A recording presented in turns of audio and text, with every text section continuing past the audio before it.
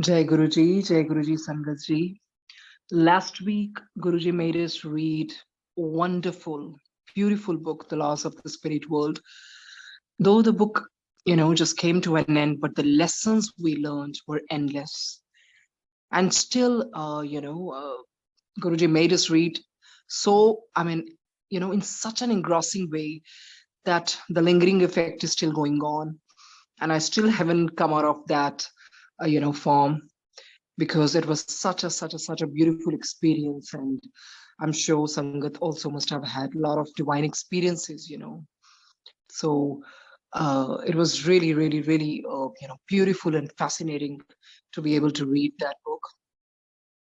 And now that Guruji wants us to read this another beautiful book, that's Living with the Himalayan Masters. And when I read this book, I guess many years ago, though I've read it just twice, and this will be the third time, with Sangat I'll be reading. And as I was just reading, I got so much engrossed, because I've always been very fond of Himalayan masters, because Himalayan masters क्या होते हैं ना, selflessly वहां पर पाठ कर रहे हैं और selflessly pray कर रहे हैं कि दुनिया टिकी रहे.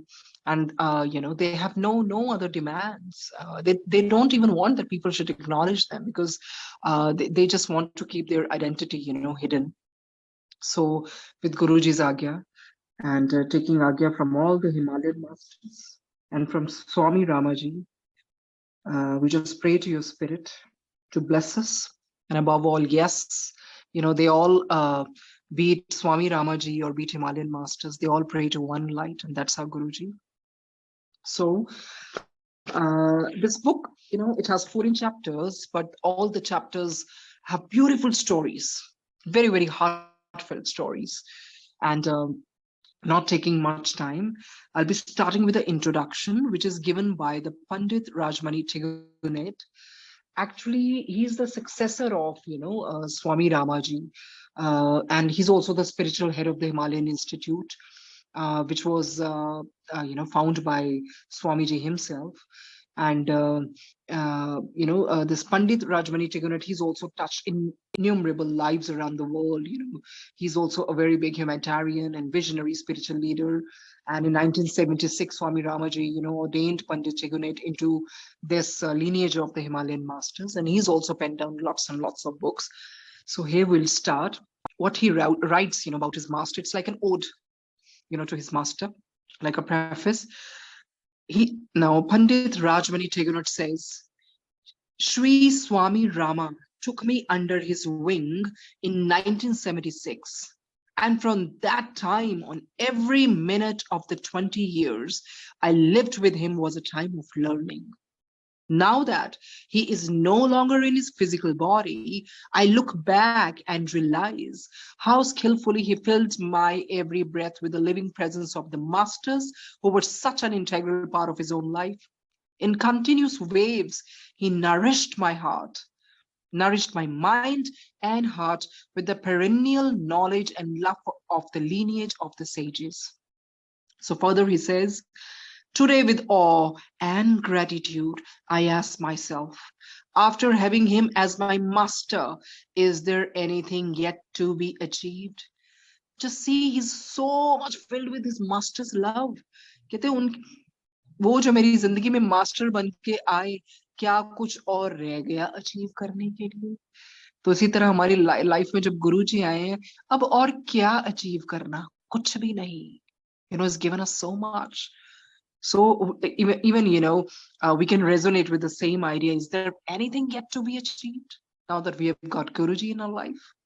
One of the most blessed and richest periods of my life was in 1985, when, at Swamiji's behest, I began to translate Living with the Himalayan Masters into Hindi. तो वो स्वामी जी के साथ रह के हिमालयन मास्टर्स को हिंदी में जैसे ट्रांसलेट कर रहे थे, my native language. Every evening when I showed him that day's translation, Swamiji told me the untold part of the story, and I soon realized he was using the translation as an excuse for me to glimpse the inner life of the sages he had written about and to absorb their teachings. तो वो कहते हैं, ये तो उनके humbleness से कहते हैं, ट्रांसलेशन का तो बहाना था। तो स्वामी जी तो मुझे उन चीजों के बारे में भी बताना चाहते थे डिटेल में, जो इस किताब में शायद उनका कोई वर्णन नहीं है। Every episode brought a revelation which I was able to assimilate only through the grace of Sri Swamiji and the masters who speak through this book. So now you understand the importance of this book. Yes, all the masters gonna speak through us through this book, and we are fortunate to be able to read, and we are fortunate, that this, our beloved Ektajins, Shilpi ji, have started this podcast, and we all are just reading under one roof. Living with the Himalayan masters is the embodiment of Swamiji's life, his spiritual journey, and his experiences with the masters of different traditions. इस book में स्वामी जी की life के बारे में तो हमें पता चलेगा ही, और स्वामी जी की जो क्वेस्ट थी उस दौरान वो कितने कितने स्पिरिचुअल मास्टर से मिले, और हमें भी उनको मिलने का मौका मिलेगा हिमालयन मास्टर से, सभी से। He addresses the issue that all of us confront at least once in a lifetime, and shares his experiences in such a simple and loving manner that they become a part of us. At the mundane level, this book shows us who we are and what steps we must take to be happy and successful. It inspires us to work hard and have faith in our own self-effort. At the spiritual level, it introduces us to our own mystical and esoteric self as we encounter the adepts hidden in the caves and monasteries of the Himalayas and the remote parts of India, Tibet, Nepal, Sikkim, and Bhutan. I don't know how you would react, but whenever I would see the monasteries and Himalayas, it would just give such a nostalgic feeling कि पता नहीं शायद कभी ना कभी तो किसी जन्म में शायद आत्मा वहां भी रहकर आई होगी. It provides so much of warmth actually. Spiritual books, especially those of an autobiographical nature, often give the impression that the experiences and spiritual achievements of the masters are beyond our reach. Swamiji, however, puts miracles and mysticism in an entirely different light. Reading it, we feel that he is one of us. और ये सच में जैसे जैसे जैसे आप journey आगे देखेंगे ना स्वामी जी की, शुरू में वो थोड़े वो भी रहे हैं, मिस्टीवियस भी रहे हैं, like a footloose and carefree adolescent, तो हमें लगता है कि नहीं, वो हम सब में से एक ही तो है वो. He is a young boy full of mischief. He's a teenager full of curiosity and adventurous zeal. He's a seeker with certain strengths and weaknesses, just like us. He sometimes fails to distinguish the fakes from the genuine masters, mistaking magic for the spiritual achievement. So वो होता ना उस young age पे you get enamored when you see someone performing magic or some kind of other magical things and tantric vidyas and all. तो वो भी enamored हो जाते थे. At one time, for example, attracted by the magical power and glamorous life of sorcerers and low-grade tantrics, he even considers abandoning his master for another teacher. His human traits are so familiar to us that in reading about them, his journey becomes our journey. तो सिर्फ ये उनकी journey नहीं है, वो अपनी journey में हमें भी साथ में शामिल करेंगे और ऐसे लगेगा कि ये तो हम जी रहे हैं सब कुछ. The stories in this book infuse our hearts with overwhelming gratitude for the sages who selflessly shared their boundless love and yet remain unrecognized by the multitude. Swamiji is one of them.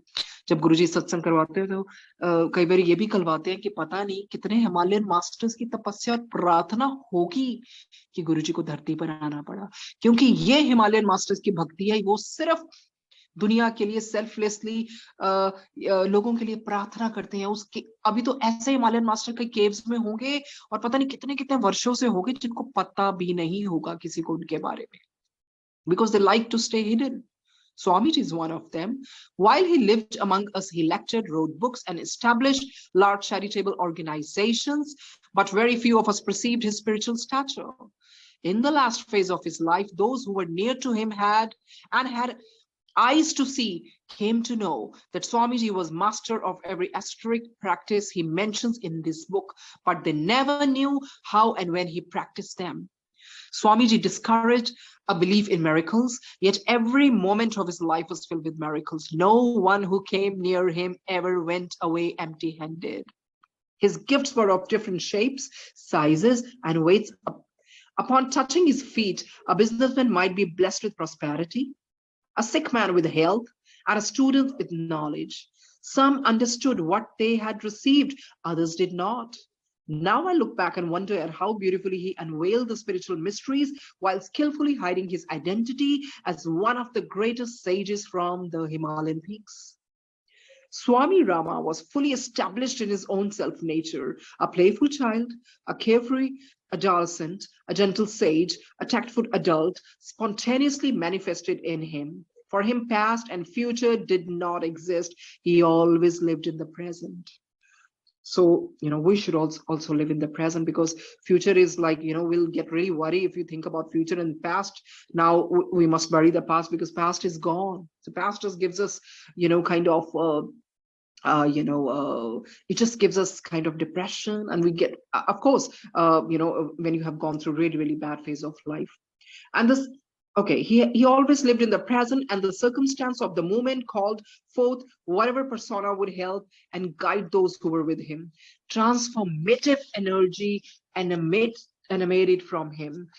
If he stayed for a time in a rocky, barren land, a beautiful rock garden would emerge. Just imagine इनके vibration जो sages की जो Himalayan master कितने उच्च कोटि के होंगे. कहते अगर rocky barren land में भी हो जाना तो वो भी एक garden में emerge हो जाता है. He stopped to speak to a woman suffering from chronic depression. Her face would light up and the years would drop away. To Swamiji, nothing was useless. Everything had purpose and meaning. He once put rocks and pebbles around an odd-looking septic vent pipe and artfully placed a few stumps around it. The resulting sculpture looked like a holy man sitting in meditation, and visitors kept a respectful distance. तो मतलब जैसे स्वामी जी के लिए तो हर चीज का meaning है. जो चीज किसी नई भी यूज में स्वामी जी ऐसे रखते थे कि कोई ना कोई शेप ले लेती थी. He was very fond of cactus. He had a huge collection in India and a smaller one in the States. One day I asked him, तो ये जो राजमणि चुगानेट है उनसे पूछते हैं स्वामी जी से, Swami ji, why do you love cactus so much? He said, just see how beautiful he's gonna answer. I am in the habit of tending those who are full of thorns and are discarded by everybody. It gives me a great joy when I see them blossom. I'm going to repeat again. Swamiji says, I am in the habit of tending those who are full of thorns and are discarded by everybody. It gives me a great joy when I see them blossom. I remember my own life. Before 1976, I was like a speck of dust drifting along the roadside. Then one day, Swamiji picked me up and transformed me into a living pollen. With his loving touch, I became an integral part of that garden which the sages cultivate. Today, I have been given the honor and privilege of writing an introduction to this classic work, but I hope you will understand that my attempt to do is that my attempt to do so is like a flower's attempt to describe the gardener and his work which far exceeds the flower's understanding. What I received directly from Swamiji and what I learned about him by visiting places where he did his sadhana, however, gives me the confidence to say that the stories in this book represent only the tip of the iceberg. Living with the Himalayan masters has its own spirit.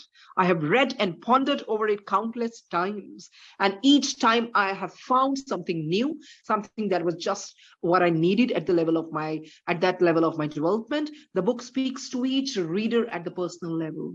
I must not try to tell you what I think it is about, because by doing so, I might put a veil between you and its message. In these pages, you will experience Swamiji's presence and the presence of other great masters. तो ये किताब नहीं है, इसमें स्वामी जी की presence है और भी जितने मास्टर्स हैं उनकी प्रेजेंस है. May you bask in their grace and receive just what you need. तो देखिए उन्होंने स्वामी जी के बारे में कितनी वो बात प्यारी बताई. वो कहते हैं कि स्वामी जी आप कैक्टस क्यों रखते हैं, आप इसको क्यों प्यार करते हैं? स्वामी जी कहते हैं मैं उन्हीं के लिए तो हूँ जिनको कांटे लगे हैं, जिनको और दुनिया छोड़ देती है. फिर मैं जब देखता हूँ ये खिलते हैं. ऐसी थिंकिंग सिर्फ स्पिरिचुअल मास्टर्स और इतने बड़े बड़े हिमालयन सेंट्स की हो सकती है, नहीं तो आम बंदा कहता है कैक्टस क्या रखना, इससे तो इट्स लाइक इनऑस्पिशियस। पर इनकी थिंकिंग बहुत बहुत डिफरेंट होती है। जैसे ये पंडित राजमा चुगनेट भी तो कहते हैं मैं था क्या, I was just a speck of dust drifting along the road side, Swami ji ने तो मुझे उठाया और मुझे इतना प्यारा ब्लॉसम करवा दिया, like into into living pollen. और कहते हैं स्वामी जी के बारे में बताना तो ऐसा होगा कि फूल, कोई गार्डनर को डिस्क्राइब कर सकता है उसके काम को, क्योंकि फूल नहीं कर पाएगा, गार्डनर तो कितना कुछ करता है गार्डन में। तो फूल की तो मतलब सिर्फ अपनी तरफ अपने तक की सीमित होगी ना उसकी beauty. It's beautiful the way he pen down for his master, the introduction note. And now I'm going to read, it's Swamiji's handwritten note, his gratitude, it's like a benediction, his gratitude for his spiritual masters. And Swamiji has a beautiful calligraphic, handwriting. It's so beautiful. Now he says, at thy lotus feet, this is not my life, but the gift of experiences which I gathered from the sages of the Himalayas and from thee, my beloved master. One lovely evening, it seemed to me as if a ray of light all of a sudden broke through the mist, and I wonder what it might mean. The same evening, thou gave me a glimpse of love, of the love divine, and then I heard his name uttered from thy lips, shedding a new light over my destiny in the dark chamber of my heart, and the lamp was lit, which always goes on burning like the lamp on the altar. Who has, like them, mingled the strains of joy and sorrow into the song of my life, enabling me to realize the joy that sits still on the lotus of pains and the joy that throws everything it has upon the dust and knows not a word. To those who understand thy message, there shall be no fear left on the earth. Therefore, today, the flower of undying gratitude offers it petals at thy lotus feet, Swami Rama. So this is how he, signs it. And now we're going to read the first chapter. It's written after the first page. Yeah. Spiritual education in the Himalayas. कहते जो childhood है ना, childhood is the foundation stone upon which stands the whole life structure. The seed sown in the childhood blossoms into the tree of life. The education which is imparted in childhood is more important than the education which is received in colleges and universities. In the process of human growth, proper guidance along with environmental learning is important. ये तो बिल्कुल है, देखिए, children are like wet clay or wet, cement. Whatever falls on them, it makes an impression. As they're quick learners, they imbibe things very quickly. So our education system is quietly different. The education system वही सही होता है जो बच्चे को holistic development पे, उसके overall development और spiritual development की तरफ भी बहुत सोचता है. Now the first chapter is the sacred Himalayas. देखो इस chapters के through हमें पता चलेगा Himalayas क्या है. Personally जो नहीं गए हैं, I have never been, but वो fondness होती है Himalayas की. और इस पे स्वामी जी मेटिकुलसली बताएंगे, क्योंकि वो more than, I think he stayed for about 45 years in Himalayas. So he knows each and everything कि Himalayas कैसे हैं and how beautifully he has explained. So we're going to start. कहते the Himalayan ranges extend over almost 1,500 miles in length. Mount Everest, towering upward over 29,000 feet on the border of Nepal and Tibet, is the highest of all the mountains in the world. Persians, Indians, Tibetans, and Chinese have all written about the grandeur and beauty of these mountains. The word Himalaya comes from Sanskrit words Hima, means snow, and Alya, meaning home, the home of snows. I would like to make you aware that the Himalayas are not merely the home of snow, but that they have also been a stronghold of yogic wisdom and spirituality for millions of peoples, regardless of their religious beliefs. The ancient and rich tradition still exists there today, as these unique mountains continue to whisper their spiritual glory to all who have an ear to hear. कहते वो तो अपनी spiritual glory, they are at their work, they are whispering. बस आपको उस तरह अपने कान लाने हैं उसको सुनने के लिए. फिर स्वामी जी क्या बोलते हैं? I was born and brought up in the valleys of the Himalayas. I roamed among them for more than 4.5 decades and was educated by their sages. I met the masters who live and travel there, studied at their feet, and experienced their spiritual wisdom. From the Punjab Himalayas to the Kumaon and Garhwal Himalayas, from Nepal to Assam, and from Sikkim to Bhutan and Tibet, I traveled to those forbidden places which are virtually inaccessible to tourists. I climbed to a height of 19,000 to 20,000 feet without the help of an oxygen kit or modern equipment. Many times I did not have food and became unconscious, tired, and sometimes wounded, but always one way or another I found help during such occasions. To just see, Swamiji's like ordeals, किस तरह से 19,000 और 20,000 feet पर वो oxygen kit के बगैर चलते रहे और कई बार बेहोश भी हो जाते थे बीच में, खाना भी नहीं कई बार मिलता था, उनके वुंड्स हो जाते थे, but he kept on going on. I found help during such occasions.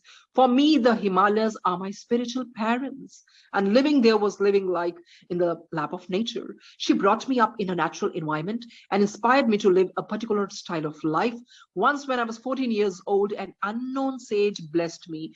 कहते जब मैं 14 साल का था ना, तो मुझे एक सेज मिले जिनको मैं जानता नहीं था. He gave me a leaf of Bhojpatra. I met an unknown sage who blessed me and gave me a leaf of Bhojpatra, the paper made of bark on which the ancient scriptures were written. On it he inscribed, "Let the world be little with you."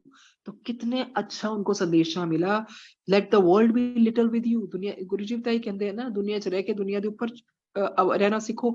और स्वामी जी तो है भी, वो spiritual master रहे, तो उनको जैसे उन्होंने भोजपत्र पे ये लिखा, मुख मोड़ जगत से हो अक्सर अध्यात्म पथ पर. That means let the world be little with you. Let you be on the path of spirituality. It is still, Swamiji कहते हैं, it is still in my possession. The love I received from the sages is like the perennial snows which form the silvery glaciers of the Himalayas and then melt into the thousands of streams. When love became the lord of my life, I became quite fearless and traveled from one cave to another, crossing streams and mountain passes surrounded by snow blanketed peaks. In all conditions, I was cheerful, searching for the hidden sages who preferred to remain unknown.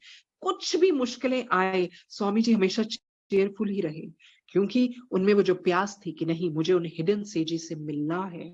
Every breath of my life was enriched with spiritual experiences, which may be difficult for many others to comprehend. That gentle and amiable sage of the Himalayas had only one entrancing theme: love for nature, love for creatures, and love for the whole. The Himalayan sages taught me the gospel of nature. Then I started listening to the music coming from the blooming flowers, from the songs of the birds, and even the smallest blade of grass and the thorn of the bush. In everything lives the evidence of the beautiful. If one does not learn to listen to the music of nature and appreciate her beauty, then that which impels man to seek love at its fountain may be lost in the remotest antiquity. Do you need psychological analysis to discover in nature the source of so much happiness, of so many songs, dreams, and beauties? The gospel of nature speaks its parables from the glacial streams, the valleys laden with lilies, the forests covered with flowers, and the light of the stars. This gospel reveals the emphatic knowledge through which one learns truth and beholds the good in all its majesty and glory. That shows Swamiji loves nature so much. Which one learns to hear the music of nature and appreciate her beauty, then soul moves in harmony. कहते अगर आप appreciate करोगे ना nature की beauty, your soul moves in harmony with its entire environment. His every movement and every sound will surely then find its due place in human society. The mind of man should be trained to love nature before he looks to the corridor of his life. Then a revelation comes peeping through with the dawn. The pain and miseries of life disappear with the darkness and the mist when the sun rises. Mortality finds its way in the awareness of immortality, that a mortal being suffers no more from the pangs and sorrows which death seems to shower upon him. वो कहते हैं death has for ages been a constant source of misery, but at death man learns to become one with the infinite and the eternal. Death तो है ही ऐसी है ना, it's like a constant source of mystery. और हमारी laws of spirit world में तो हमें डेथ से भी जो फियर था ना वो बिल्कुल निकाल दिया, बिल्कुल निकाल दिया। कहते डेथ है क्या, you should be happy that you're gonna be one with the infinite and the eternal. You know, just a transition. It's only body dies, soul doesn't. Okay, when one learns to appreciate fully the profundity of nature in its simplicity, then thoughts flow spontaneously in response to the appeals of his delicate senses when they come in contact with nature. Swami ji कहते हैं, the soul vibrating experience in its full harmony with the perfect orchestra of melodies and echoes reflects from the sound of the ripples of the Ganges, the gushing of the winds, the rustling of the leaves, and the roar of thundering clouds. The light of the self is revealed and all the obstacles are removed. He ascends the top of the mountain. When he perceives the vast horizon, in the depth of a silence is the hidden source of love. कहते हैं, in the depth of silence is the hidden source of love. That is why Guruji always stays silent most of the time. The eye of faith alone can unveil and see the illumination of that love. This music resounds in my ears and has become the song of my life. The discovery of the sages binds the whole of humanity in the harmony of the cosmos. Sages are the sources from which mankind receives knowledge and wisdom to behold the light, truth, and beauty which show the path of freedom and happiness to all. They make humanity aware of the mere shadows and vain illusions of this world. With their eyes, the unity of the entire universe is best seen. कहते हैं, the truth is hidden by a golden disc. Oh Lord, help us in unveiling so that we can see the truth. The gospel of love, as taught by the Himalayan sages, makes the whole universe aware of the fountainhead of light, life, and beauty. अब स्वामी जी कुछ उसके बारे में बताएंगे। आगे कहते हैं, at a young age I sat at the foot of Mount Kailas and drank the glacial waters of Lake Mansarovar. Often I cooked the vegetables and roots grown by Mother Nature at Gangotri and Kedarnath. Living in the Himalayan caves was very pleasant. And when I was there, I was in the habit of roaming through the mountains during the day and taking notes in a haphazard manner and returning to my cave before darkness would fall. ये जो notes Swami ji उस time लेते रहे तो इतना मतलब इतना अच्छा किया उन्होंने, तभी तो ये किताब आई. Okay. My diary is filled with descriptions of my experiences with the sages, yogis, and the other spiritual leaders of the Himalayas. कहते हैं, this is a land where Sandhya Bhasha was born. Several modern scholars have tried to interpret and translate Sandhya Bhasha by calling it the twilight language. Actually, the way I was taught this language is entirely different from the concept the modern writers have of it. It is purely a yogic language spoken by only a few fortunate yogis, sages, and adepts. Philosophically and ideally, it is very similar to Sanskrit, for every word of Sandhya Bhasha flows full of meaning from its root sound. इसको जो root का sound है उसमें से ये भाषा बोली जाती है, जैसे उसका भी जिस तरह से भी उनका मतलब होता है. संध्या भाषा can be used only for discussion of spiritual matters and contains no vocabulary for the business affairs of the world. When the sun weds with the moon, when the day weds with the night, and when Ida and Pingala, the left and right energy channels of the human body, equally flow, that union is called Sandhya or Sushmana. Sushmana is the mother from whose womb was born the language Sandhya Bhasha or twilight.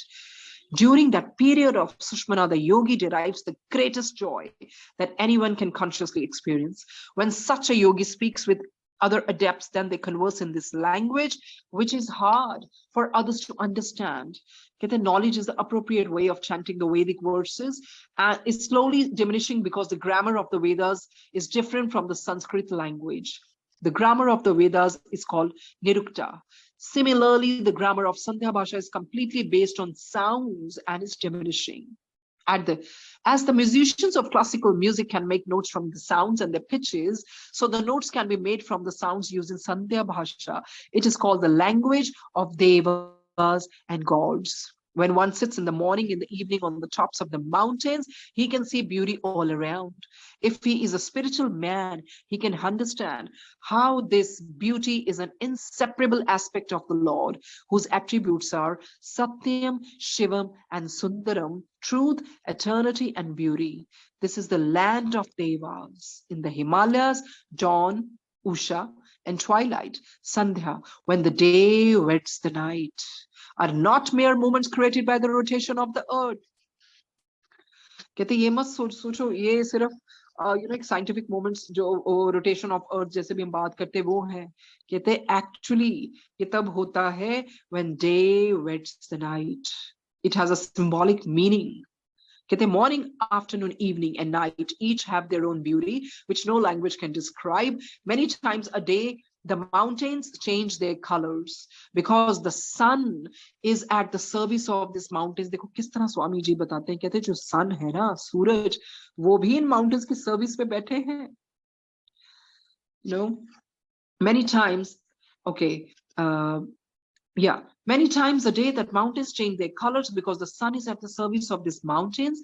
In the morning they are silvery, क्योंकि सूरज की ऐसी किरणें पड़ती हैं, सुबह वो silver के नजर आते हैं. At noon they are golden, and in the evening they look red.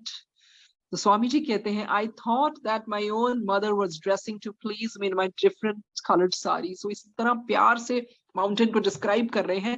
कहते जब सूरज की किरणें पड़ती हैं, सुबह वो सिल्वर के लगते हैं, आफ्टरनून में गोल्डन सुनहरे रंग के, और शाम को बिल्कुल जैसे लाल साड़ी पहने होती है.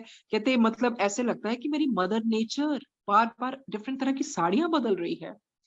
So he's got beautiful expression to, describe nature. Do I have vocabulary to explain this beauty through the language of the lips? It's only the language of the heart in which I can speak, but the words do not roll down through my lips. I can give you only a glimpse of these beautiful mountains. Their beauty is splendid and beyond description. The morning environment in the Himalayas is so calm and serene that it leads an aspirant spontaneously to silence. That is why the people of Himalayas become meditators. Nature strengthened the schools of meditation. The Swamiji कहते हैं, when I lived in my cave, Usha, dawn, holding the rising sun in her palm. देखो कैसे describe करते हैं, कहते Usha, dawn, holding the rising sun in her palm would awaken me every morning as though my mother was standing before me. The rays of the sun penetrated gently through the entrance. In the cave there lived several yogis studying the wisdom of the Upanishads at the feet of the master. In the evening when the weather clears and the sun breaks through the clouds, it seems as though the mighty painter were pouring out millions of colors on the snowy peaks, creating paintings which would never be duplicated by the brushes and the colors of the tiny fingers of artists.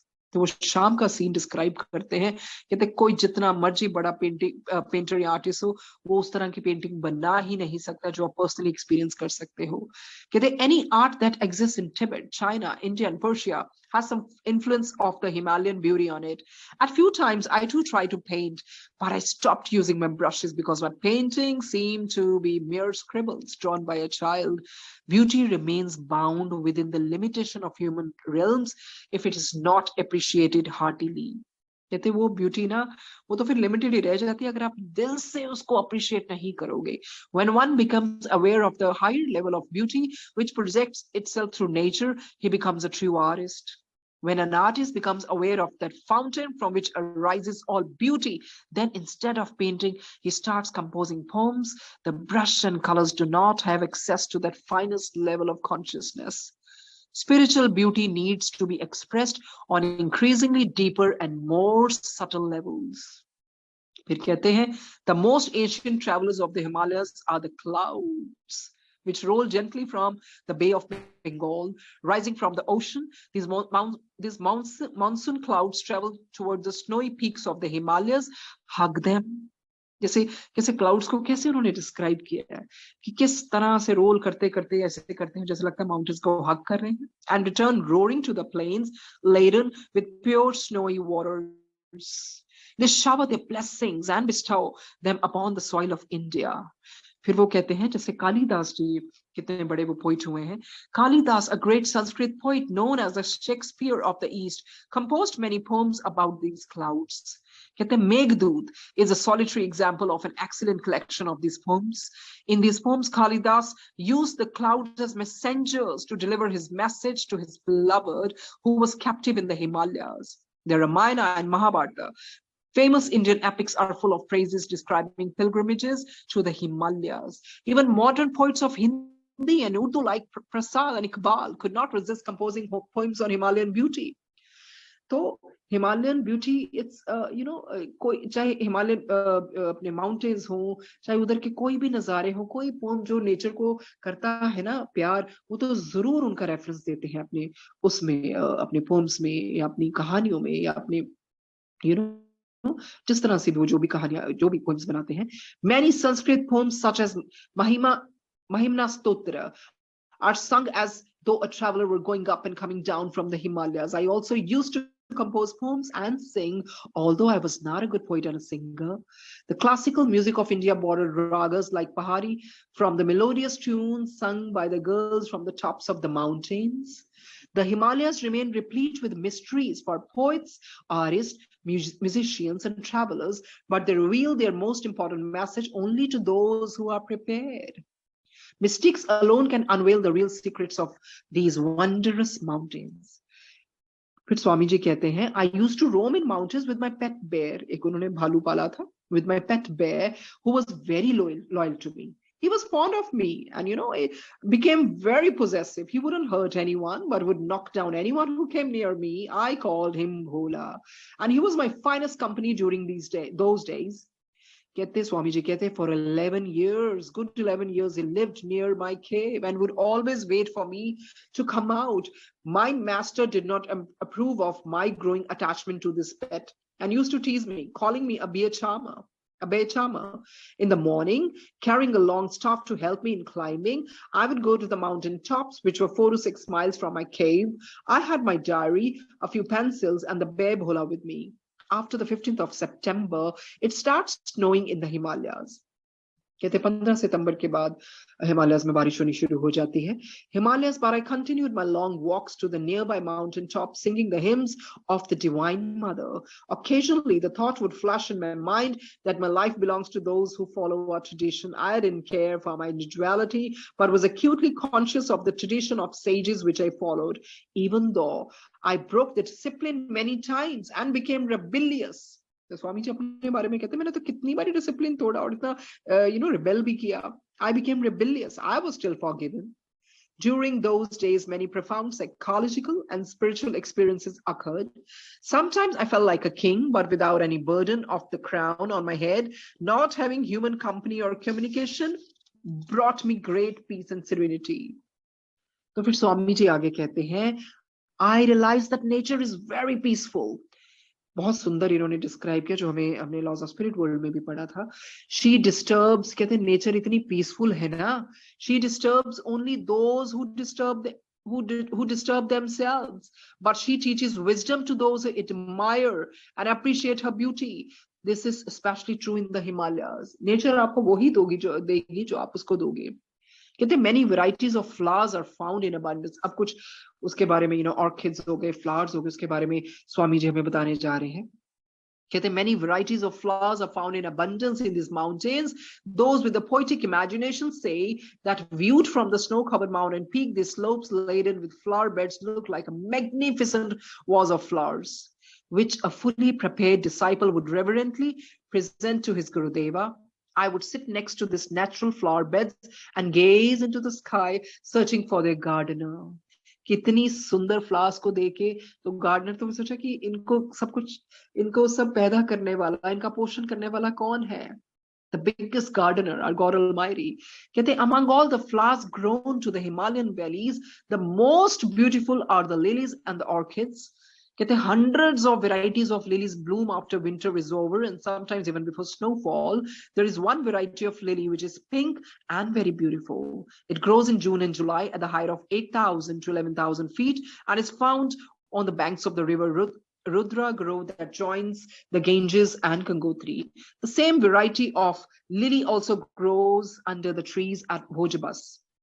फिर स्वामी जी कहते हैं, the orchids in the Himalayas are more gorgeous than any other flower. They grow at a height of 4,000 to 6,000 feet. The heaviest orchid that I ever found was growing on an oak tree and weighed a little less than 1.5 pounds. Some varieties of these orchids can be found in greenhouses a few miles from Kathmandu, Nepal, but many still remain undiscovered by horticulturists. During the blossoming season of orchids, the buds, in their natural obstinacy, delay blooming and sometimes take 6 to 7 days to open. Then he then he mentions orchid flowers are amazingly beautiful and their blooming season lasts for at least 2.5 months. फिर आगे स्वामी जी कहते हैं, the mountain cacti bloom suddenly in the moonlight night. They are shy to the sun's rays, and before the sun rises, their petals withdraw their blooming beauty, never to bloom again. I know of more than 25 varieties of succulents and cacti in the Himalayas, which are used for medicinal purposes. I was told that the Soma creeper comes from the succulent family and grows at the height of 11,000 to 18,000 feet. Among the great variety of flowers in the Himalayas, there are more than 115 varieties of rhododendron. I have to read slowly because it's quite a big name. Rhododendron. The most striking of this species is blue and white. Yet the pink and red varieties are common, and there is another variety which has multicolored petals. In the summer, sometimes an entire valley is laden with rhododendron flowers. अब स्वामी जी कहते हैं, वहां आपको पता है जो king of flowers किसको माना जाता है? कहते हैं the king of all the Himalayan flowers is the himkamal or snow lotus, a very rare flower. कहते हैं one day I was wandering through the mountain. I saw a single blue himkamal as big as a saucer growing from between two rocks and half buried in snow. तो स्वामी जी को इतना प्यारा नीले रंग का हिमकमल मिला जो 2 रॉक्स के बीच में उग रहा था और आधा तो उसमें बेरी हुआ था स्नो में.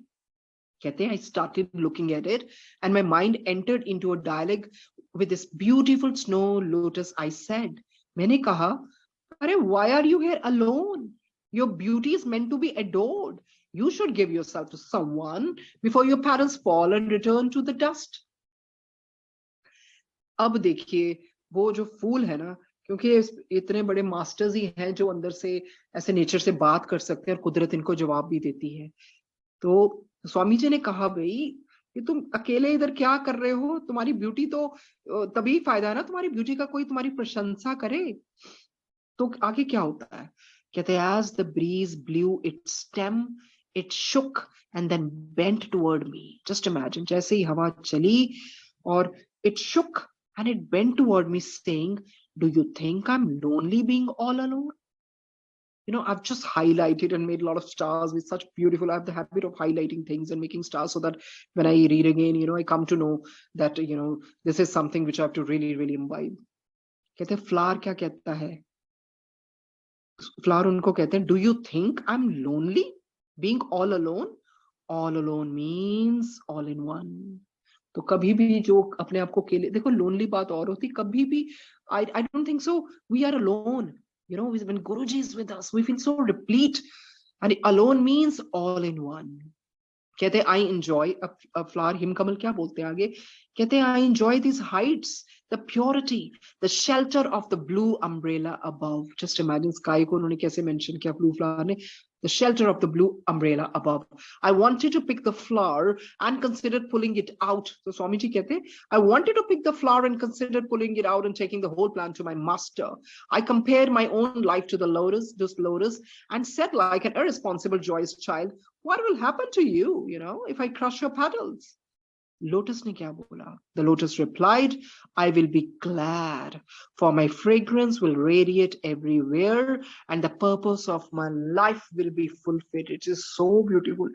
स्वामी जी जैसे उस टाइम तो दिखा रहे हैं ना, because he is just giving this very candid description. कहते मैं जैसे एक यंग बच्चा रिस्पॉन्सिबल होता है, अभी तू फूल को बोला मैं क्या कर लूंगा, तू क्या कर लेगा मगर मैं तेरे ये जो सारे पत्ते हैं उसको क्रश कर दूं। तो लोटस क्या बोलते हैं, कहते मुझे इतनी खुशी होगी ना, तो कम से कम मेरी जो खुशबू है हर जगह फैलेगी। और फूल का काम क्या होता है, you know we should learn a lesson from a life of flower. They have a very short life but they live for others. अपनी खुशबू बिखेरते हैं, महकते हैं, कुछ करके जाते हैं। तो गुरु जी तो कहते दुनिया जाए तो कुछ करके तो जाओ। Okay, I will be glad, for my fragrance will radiate everywhere, and the purpose of my life will be fulfilled. So Swami Ji कहते, I pulled the lotus out by its roots and took it to my master, but he was not very, appreciative. He had never liked to use flowers and the fragrance except on a few occasions when he instructed me to collect flowers from the forest for worship. That was the last day. Swami Ji कहते, that was the last day that I ever picked a flower. I felt that I had been depriving Mother Nature by snatching her child from her lap. I never picked a flower again. तो स्वामी जी कहते हैं beauty is to be admired and not to be used, possessed or destroyed. Aesthetic sense develops when one starts appreciating the beauty of nature. तो कितना सुंदर उन्होंने वर्णन किया, कहते beauty is to be admired, not to be used, possessed or destroyed. To satisfy and fulfill my desire to be all alone, I wandered here and there, admiring nature just by being with her. Sometimes I would go down to the snowy streams and look at the ripples kicking each other as they move forward. The river and streams running from the tops of the glaciers looked like many long locks of hair. The music created by the streams is quite exhilarating. I would compare, बहुत अच्छा example देने लगे स्वामी जी, कहते I would compare the stream of life with these ever-flowing streams and watch how a mass of water running toward the ocean would not leave a gap. The currents would never come back. वो पानी बहता ही जा रहा, बहता है, कोई gap ही नहीं है। वो एक स्ट्रीम जब फ्लो होती है उसके साथ ही दूसरी आ जाती, कहते हैं ऐसी तो लाइफ है ना। But another mass of water would fill the gap. There was always continuity. Those streams are like the perennial flow of life. तो स्वामी जी लाइफ को कंपेयर करते हैं ना उस वाटरफॉल से जो कि बहती जा रही है, कहते हैं ऐसे ही तो है जिंदगी भी, चलती रहती है। For hours I would watch the snowy streams flowing from the glaciers and waterfalls. Both banks of the streams glittered like silver on moonlight nights. Living in the part of the Himalayas where the Ganges flows, I would stay seated on its rocky banks and gaze at the blue sky and the clear moon, which paled its light on the sands. I watched the twinkling lights coming from the small homes of the distant villages, and when the clouds parted, I saw the sky glittering with the lamps of a million stars. तो stars lamps की तरह ही कहते नजर आते हैं. This grand assembly and long procession of the stars is beyond human imagination. Below on the earth, the peaks of the Himalayas silently enjoyed the fare of stars. Some of them seemed as though they were playing hide and seek among the mountain peaks. In all directions, the mountain peaks and snowy streams were illuminated with the milky light emanating from the starry multitude, which I remember even today. In the evening's mist, formed a thick white quilt over the Ganges between the two ridges of snowy peaks, and before sunrise, a layer of mist would cover the Ganges like a white blanket. It seemed as though a sleeping serpent were snoring from beneath it.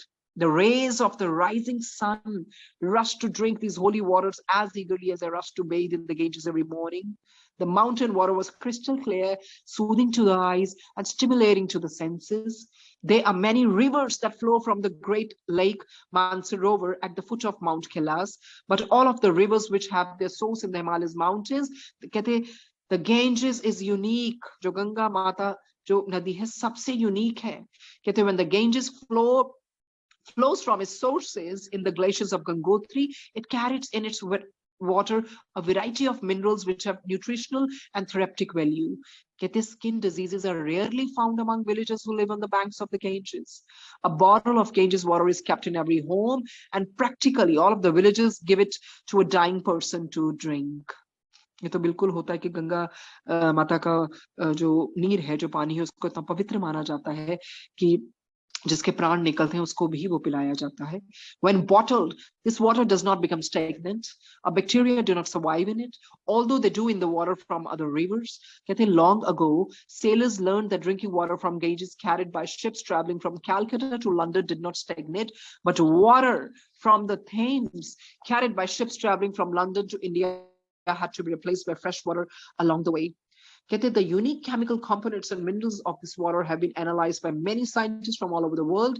Dr. Jagdish Chandra Bose, a prominent Indian scientist, analyzed the Ganges water and concluded कहते there seems to be no other river water like this anywhere in the world. Its mineral qualities have powers to cure many diseases. जैसे कि हमें पता है, ये कथाओं में भी है कि कैसे शिव जी गंगा माता जी को धरती पे लेके आए, तो गंगा माता तो सबसे सबसे पवित्र माना जाता है, द मोस्ट पायस रिवर. और कहते हैं ना, इंसान उस तरह से गंदा हो चुका है कि गंगा माता को भी नहीं छोड़ा, उसमें क्या क्या क्या they keep on immersing. When the Ganges comes down to the plains, however, it is fed by many polluted streams and rivers, and the merits of its water are lost.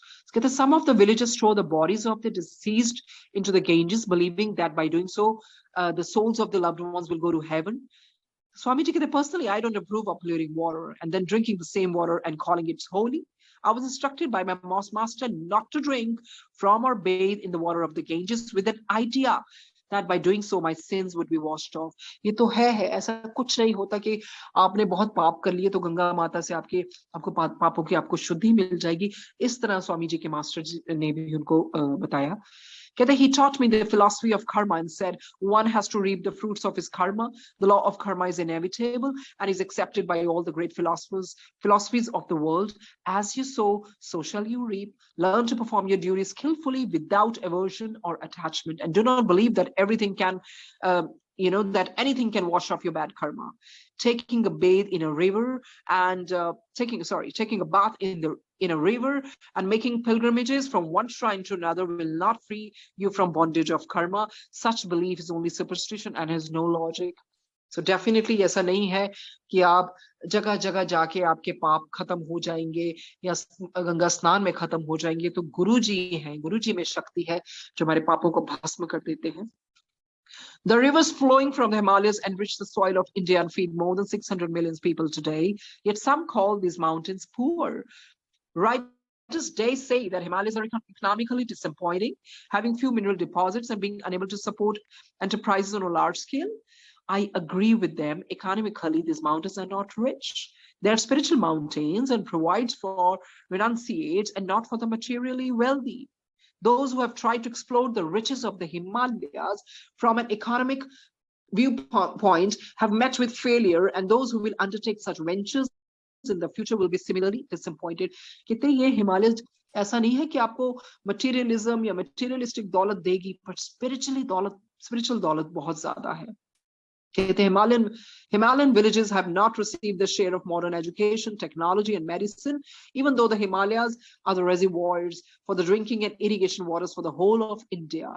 Indian planners are unwise in not placing greater emphasis on the important resource.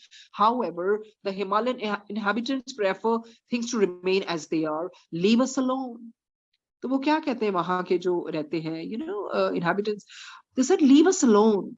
Leave us alone without exploitation. Just be grateful and respect us from a distance, are the words I hear from many villages of the Himalayas. The economy of the villages is supported by the nearby tiny terrace fields where barley, wheat, and lentils are grown. Livestock include buffaloes, sheep, cattle, ponies, and goats. The villagers living in the Punjab and Kashmir Himalayas, in the Kumaun and Garhwal Himalayas, and in the Nepal and Sikkim Himalayas have many common characteristics. कहते they are poor but honest. अब उन लोगों के बारे में बता रहे हैं. कहते they are poor but honest. They do not steal or quarrel. In the villages high in the mountains, no one even locks his house. Locks are not needed. There are places for pilgrimage there. If you go to a shrine high in the mountains and drop your purse on the path, it will still be there when you come back a week later. कहते हैं आपका गलती से वहां purse भी गिर जाए ना, हफ्ते बाद में तो वही पाया जाएगा. बट आई एम श्योर धीरे धीरे वहां पर भी इस तरह की लोग होंगे जो probably जो शहर से इधर से जाते होंगे, तो उनके रंग में रंग के वहां चोरियां शुरू हो गई होंगी। कहते हैं no one will touch it. They consider it disrespectful to touch somebody else's things without permission. Why should we need someone else's things? They will ask. There is no greed, for their needs are few. They do not suffer from materialistic insanity. जब उनकी needs ही कहते हैं needs ही इतनी कम है तो उनको जरूरत क्या है इन चीजों में जाने की? The villagers are dependent on the plains only for salt and for oil to burn in their lamps. These village societies are less corrupt than most others in the world because of the people's simple, honest, and gentle habits. Yet in life there is calm and peaceful. The people don't know how to hate anyone. They don't understand hatred. उनको पता ही नहीं नफरत होती क्या है. These people don't want to come down to the plains. वो plains में आना ही नहीं चाहते. When they leave the mountains, they do not feel comfortable around the people of the plains with their many tricks and games and pretenses. In the mountain areas most influenced by modern culture, however, lying and stealing have begun to occur much more frequently. Yet the modern society is considered to be advanced and cultured, but it's not genuine. It's cultured. It is cultured like a cultured pearl. Few value genuine pearls today. The modern human being has weakened himself in his human nature by culturing it again and again, losing touch with nature and reality. And modern culture will live for showing off to others, not for serving others. This is so true. यदि आप सिर्फ show off के लिए जी रहे हो, आपकी वो थोड़ी भावना है कि आप सर्व करो दिल से. But if you go to the mountains, no matter who you are, the first things they will ask you are, have you taken your food? Do you have a place to stay? Anybody there will ask you these things, whether you're a friend or stranger. कहते वो इतना ख्याल रखते हैं जब कोई आते हैं ना तो दो चीजें ही पूछते हैं, भी आपने खाना खाया, आपके पास जगह है रहने को, चाहे वो उनको जानते हो चाहे कोई स्ट्रेंजर हो. The people of Garhwal and Kumaon mountains are intelligent, cultural, and hospitable. Kangra Valley art and Garhwal art are renowned for their unique pen and color work. Education in some of these mountains communities is better than any other parts of India. The priests of the different communities know so much about astrology mingled with Tantrism that it sometimes surprises travelers from the plains. The people here lead simple lives close to nature. They live in beautiful wooden houses and weave their own clothes. In the evenings, they assemble for chanting and sing their folklore in beautiful melodies. They dance in a group and sing folk songs, which are harmonious and moving.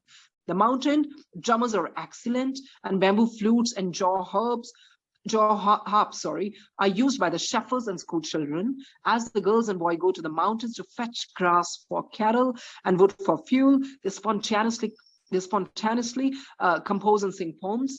The children have their own way of enjoying life by playing hockey and soccer.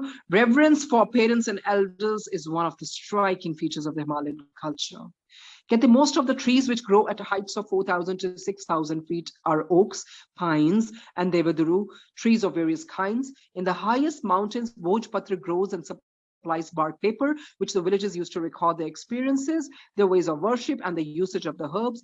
Every villager knows something about herbs, which are useful for many purposes in daily life. All the villages from Kashmir to Punjab, Nepal, and Sikkim have a reputation for providing strong and healthy soldiers for the Indian army. The lifespan of the people is often over 100 years. The Himalayan community which lives in the mountains of the Pakistan is called Hunza. There they eat meat, but the community that lives in the Indian part of the Himalayas is called Hamsa and is vegetarian. Hamsa means swan. अब ये बड़ा अच्छा swan के बारे में बता रहे हैं. कहते हैं आपको पता है swan जो है इसका symbol क्या है in Indian mythology? कहते the swan is said to have the power of separating and drinking only the milk out of the mixture of milk and water. आप उसको जैसे वो दे दोगे ना मिक्सचर दूध और उसका जो पानी का जो भी है, उसको पता है कि दूध को कैसे निकालना है. Such a beautiful gift bestowed out by God. कहते similarly, इतना सुंदर समझाया. कहते इसी तरह ये जो आपकी दुनिया है ना, similarly this world is a mixture of two things, the good and the bad. अब wise बंदा क्या करेगा? The wise person selects and takes the good and leaves the bad. I think iske jo first chapter ke we're left with 2.5 pages, which I'll be reading tomorrow, and the first chapter will finish. It's beautiful. Himalayas का बहुत सुंदर glimpse दिया है स्वामी जी ने, और हमें ये भी पता लगा कि almost 45 years वो वहां रहे हैं. अभी उनकी शुरू होगी जर्नी, जैसे एक के बाद एक सेंट के पास जाएंगे वो, और उसमें उनका वो भी दिखाया जाएगा, चंचलपन दिखाया जाएगा, उस यंग एज का जो सभी में होता है, so that we can feel, that is why we will be able to relate to this book. और इसमें यही बहुत बहुत अच्छी चीजें हैं, जैसे स्वॉन का एग्जाम्पल है, दुनिया में हमने भी देखना अच्छा बुरा सब होता है, पर अब हमने उसमें से क्या लेना है। और यही है कि जो ब्यूटी है, it is to be admired, not to be use, possessed और डिस्ट्रॉयड। और जो एक हमने और बहुत सुंदर जो हिमगिरी फ्लावर से चीज सीखी, alone means all in one. So beautiful, beautiful things, we have learned from this beautiful chapter. और यही सीखा ये भी कि in the depth of silence is the hidden source of love. और जैसे उनके जो भोज पत्र में उनके स्वामी जी ने मास्टर ने दिया, उसमें लिखा था, जो उनको एक सेज मिल गए थे रास्ते में, let the world be little with you. So I think with more profound lessons, आगे ये जर्नी कल को कंटिन्यू करेंगे। Sorry the way I am formalling. So thank you Ekta ji, Shilpi ji, thank you Guru ji for this beautiful beautiful book. और इसमें भी आपका कोई बहुत गहरा डीप मीनिंग है कि आप हमें क्यों हिमालयन मास्टर्स के बारे में पढ़ाना चाहते हैं। Thank you Sangat ji, thank you Swami Rama ji, thank you all the Himalayan masters, thank you. Thank you, Sonia ji, and thank you, Guruji, so much. Jai Guruji.